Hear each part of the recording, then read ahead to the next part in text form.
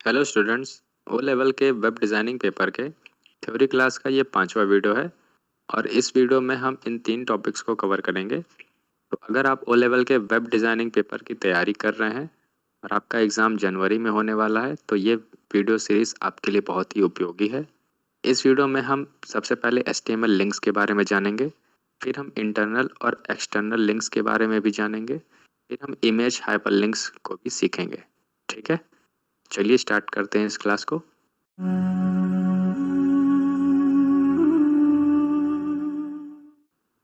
तो सबसे पहले हम समझ लेते हैं कि HTML में एंकर क्या होते हैं।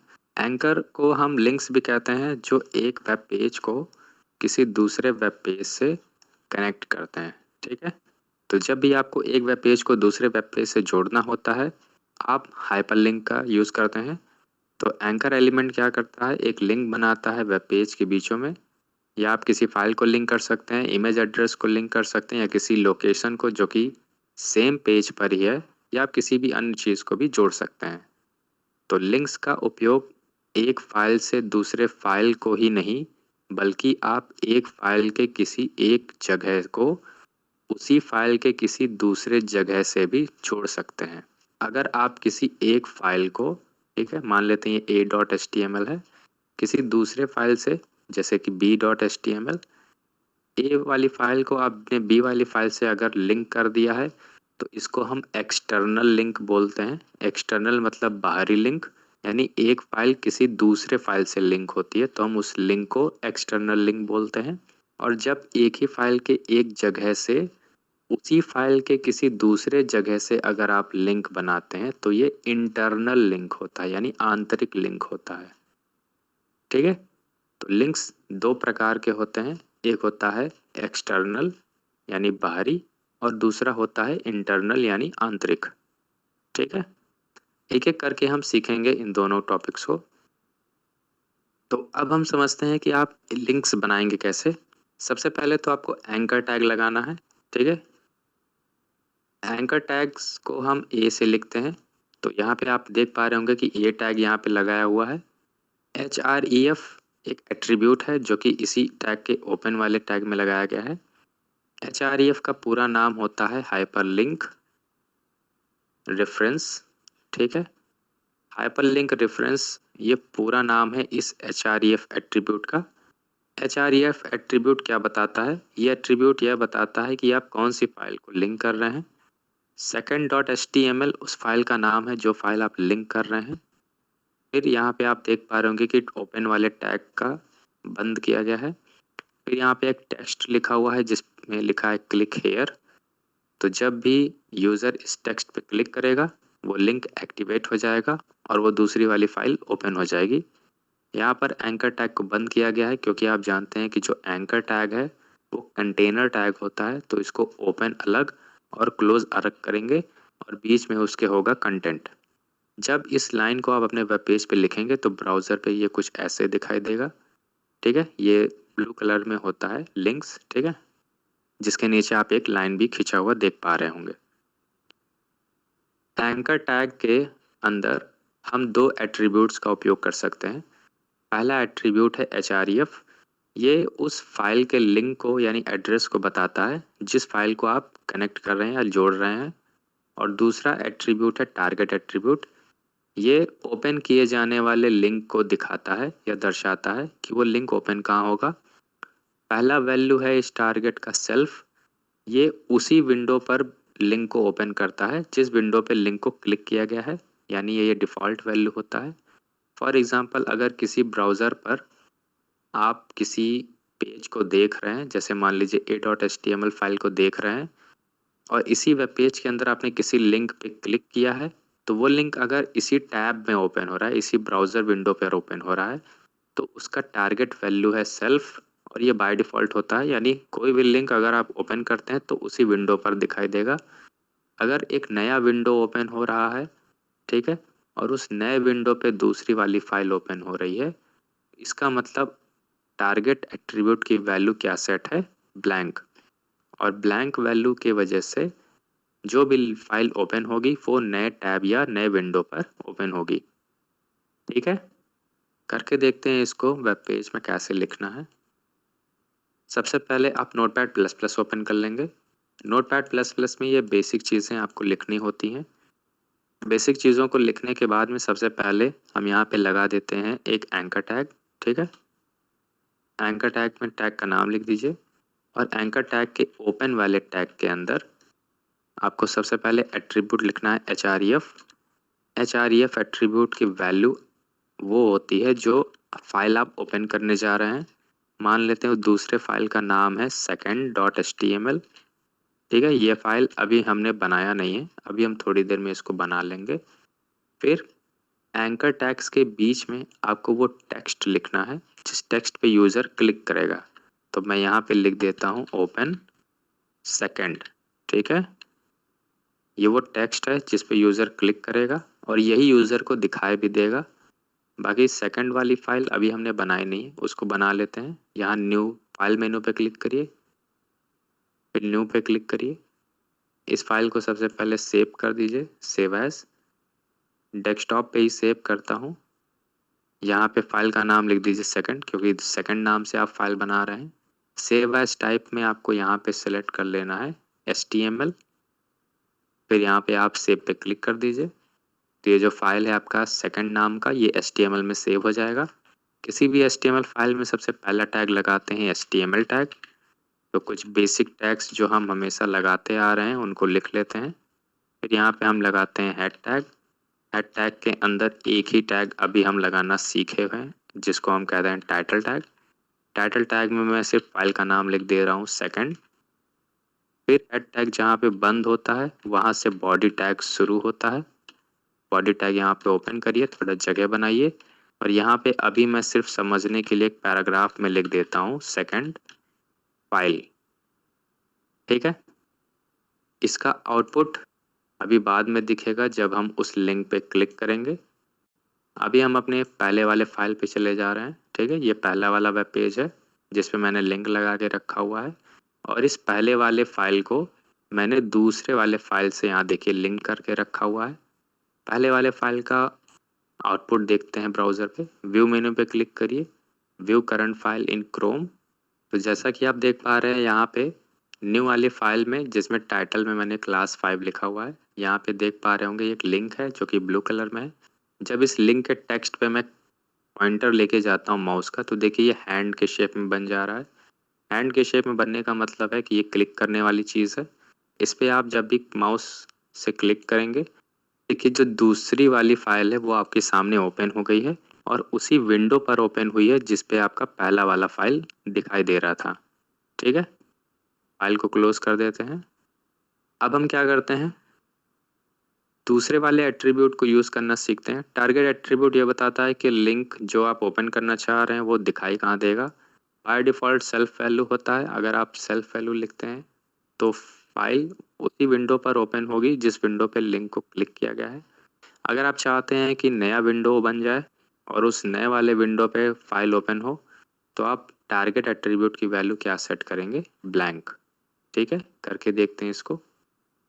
यहाँ आप एंकर टैग वाले लाइन पे इसी एंकर के ओपन वाले टैग के अंदर ही आप एट्रीब्यूट का नाम लिख दीजिए टारगेट।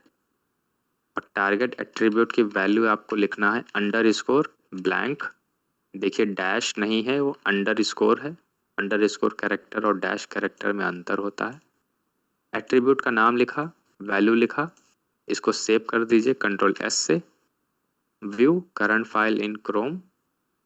अब आप देख पा रहे होंगे ये पहले वाले वेब पेज का आउटपुट है। यहाँ पे ओपन सेकंड टेक्स्ट लिखा है जिस पे लिंक लगा है। जब मैं इस टेक्स्ट पे क्लिक करूँगा तो दूसरी वाली फाइल ओपन हो जाएगी, लेकिन अब वो नए विंडो पर ओपन हुई है। ये हमारा पुराना विंडो है, ये हमारा नया विंडो है। तो अब आप देख पा रहे होंगे कि नए टैब या नए विंडो पर दूसरी वाली फाइल ओपन हो रही है। ठीक है, तो उम्मीद है समझ गए होंगे आप लिंक्स को बनाना और कैसे आप href या टारगेट एट्रीब्यूट को सेट करेंगे अपने एंकर टैग के अंदर। ये भी आपने अच्छे से देख लिया। अब हम समझते हैं नेम्ड एंकर क्या होता है। नेम्ड एंकर का उपयोग हम तब करते हैं जब हम इंटरनल लिंक्स को बना रहे होते हैं। इंटरनल लिंक्स में क्या होता है, हम एक ही वेब पेज रखते हैं लेकिन उसके दो लोकेशंस को हम एक दूसरे से लिंक कर देते हैं।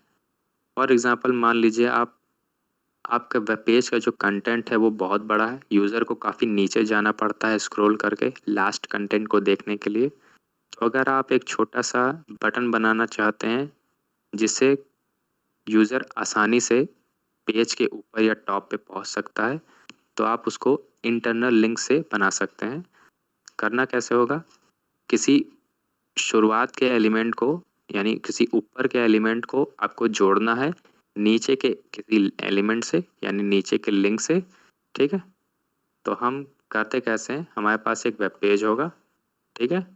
इस वेब पेज में किसी ऊपर के एक एलिमेंट को हम एक नेम दे देंगे, ठीक है, उस पहचानने के लिए नाम होगा। और नीचे हम लिंक लगाएंगे, तो लिंक्स लगाने से हमारा जो टेक्स्ट है वो इस एलिमेंट से जुड़ जाएगा और जब भी हम उस लिंक पे क्लिक करेंगे हम उस एलिमेंट तक पहुंच जाएंगे, ठीक है। तो इंटरनल लिंक ऐसे ही काम करता है, दो एलिमेंट को आपस में लिंक करना होता है, तभी जाके वो लिंक एक्टिवेट यानी काम करता है। इसको देखते हैं वेब पेज पे कैसे करना है। सबसे पहले आप बॉडी के अंदर एक पैराग्राफ बना लीजिए, ठीक है। पैराग्राफ बनाते पी टैग से, और यहाँ पे मैं कुछ आईडी दे देता हूँ इसको पहचानने के लिए। आईडी में मैं लिख देता हूँ यहाँ पे पैरा, ठीक है। तो पैरा एक शब्द है जिससे इस पैराग्राफ को पहचाना जाएगा, और इस पैराग्राफ के अंदर मैं सिंपल सा लिख देता हूँ टेक्स्ट, ठीक है। अगर आप इसे अभी चेक करेंगे तो अभी ये काम नहीं करेगा क्योंकि हमने अभी इस पैराग्राफ को एंकर टैग से नहीं जोड़ा है। एचआरईएफ में जब भी आप उस पैराग्राफ को जोड़ने जाएंगे तो एक चीज़ ध्यान दीजिएगा, जो पैराग्राफ के आईडी एट्रीब्यूट की वैल्यू है वो ठीक वैसे की वैसे ही एचआरईएफ के अंदर लिखा होना चाहिए। और चूंकि ये आईडी एट्रीब्यूट की वैल्यू है, हैश साइन से आप इसको दर्शाएंगे। हैश साइन ये बता रहा है कि आप उसके किसी एलिमेंट के आईडी से आपने कनेक्ट किया है। टारगेट एट्रीब्यूट का कोई काम नहीं है, मैं इसको हटा देता हूँ ताकि मुझे आउटपुट उसी विंडो पे दिखाई दे जिस पे लिंक को क्लिक किया जाएगा, नया विंडो ओपन ना हो, ठीक है। और बीच में कुछ कंटेंट होना चाहिए, नहीं तो पेज स्क्रॉल होके ऊपर तक नहीं जाएगा। तो मैं यहाँ पे कुछ पैराग्राफ्स को और ऐड कर दे रहा हूँ, थोड़ा डुप्लीकेट कर देता हूँ ताकि बीच में ढेर सारा गैप आ जाए। फाइल को सेव करिए, view current file in Chrome. अब आप देख पा रहे हैं थोड़ा स्क्रॉल करके मुझे नीचे आना पड़ रहा है, और जैसे ही मैं नीचे आऊँगा यहाँ लिखा है ओपन सेकंड। इस ओपन सेकंड पे जब मैं क्लिक करूँगा तो देखिए ऊपर वाला टेक्स्ट सामने आ गया और ये जो पेज है ये स्क्रॉल होके भी ऊपर आ गया है। अपने वेब पेज का जो टेक्स्ट है मैं थोड़ा चेंज कर देता हूँ, यहाँ पे लिख देता हूँ गो टू टॉप। फाइल को सेव कर दीजिए, वेब पेज को अपने रिफ्रेश कर दीजिए। आप देख पा रहे होंगे कि थोड़ा स्क्रॉल करके मुझे नीचे जाना पड़ रहा है, लेकिन जब ऊपर जाना पड़ेगा फिर मुझे स्क्रॉल ही करना पड़ेगा। स्क्रॉल करने से अच्छा है आप गो टू टॉप पे क्लिक करिए, ये ऊपर वाले एलिमेंट से जुड़ा हुआ है। तो जब भी आप इस गो टू टॉप पे क्लिक करेंगे वो आपको स्क्रॉल कर कर ऊपर वाले एलिमेंट के पास ले जाएगा। तो आप इस पर क्लिक करिए, ठीक है। देख पा रहे होंगे ये ऊपर वाले एलिमेंट के पास आप पहुंच गए हैं, और ये जो स्क्रॉल बार है ये भी अब टॉप पे पहुंच गया है, ठीक है। तो इसको हम इंटरनल लिंक बोलते हैं, आंतरिक लिंक बोलते हैं, जो एक ही पेज के दो जगह को जोड़ता है। अब हम समझते हैं कि आप किसी इमेज पे कैसे लिंक लगाएंगे, जिसको हम इमेज हाइपर लिंक कहते हैं। सबसे पहले बॉडी टैग को एम्प्टी कर लीजिए, और सबसे पहले हम एक लिंक लगाते हैं छोटा सा। एंकर टैग लगाइए, क्लोज कर दीजिए, यहाँ पे लिख दीजिए क्लिक, ठीक है। और हम अपने दूसरे वाले फाइल को ओपन करेंगे तो href के अंदर वैल्यू लिख दीजिए second.html। ये दूसरा वाला फाइल है जो हमने अभी थोड़ी देर पहले बनाया हुआ है। फाइल को सेव करिए। अब इसका आउटपुट ध्यान से देखिएगा, ठीक है।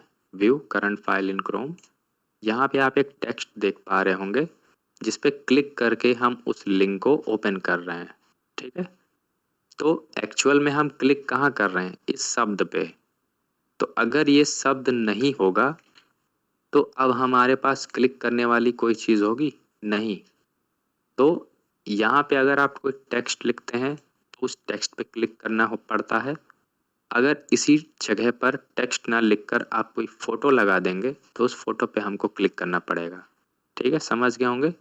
तो यहाँ पे आप एक फोटो लगाने के लिए फोटो वाला टैग लगाइए IMG। और IMG टैग के अंदर SRC एट्रीब्यूट लगाना अनिवार्य होता है। SRC एट्रीब्यूट का नाम है, बराबर लगाइए, वैल्यू दे दीजिए। SRC एट्रीब्यूट की वैल्यू उस फाइल का एड्रेस होता है, तो आप कौन सी फाइल लगा रहे हैं उसका एड्रेस यहाँ पे लिखेंगे। फाइल मैंने पहले से डेस्कटॉप पे सेव करके रखा है और उसका नाम है pic.jpg।